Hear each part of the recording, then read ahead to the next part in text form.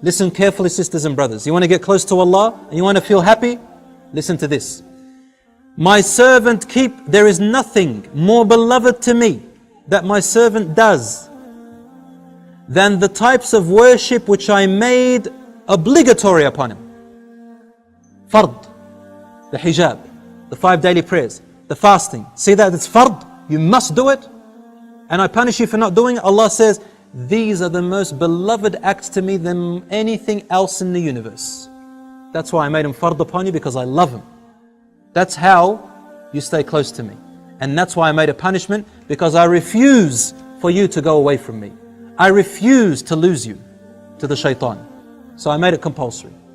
Secondly, then he said, وَمَا يَزَالُ عَبْدِي يَتَقَرَّبُ إِلَيْ بِالنَّوَافِلِ. And my slave keeps coming closer to me with voluntary work. Things that he didn't make compulsory, but you do them out of your own goodwill. Sunnah prayers, dhikr prayers, helping Muslims, making dua, saying a nice word to someone, smiling to your wife, assisting your wife, feeding your children. Even if you are a man, you get up in the morning, feed your children.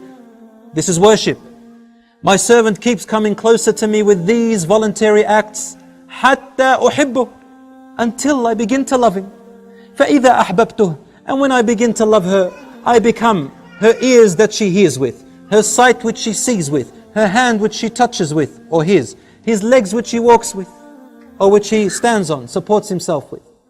If he asks me for anything, I will give them, and if he sought protection from me, I will protect them. You know what it means to be your ear, your hearing and your sight and your hand and your support? It means that your ear suddenly, you'll feel like your ears only want to listen to good things. You know, pop music, Islam forbids it, right? And we know why. Your ear once used to love listening to it.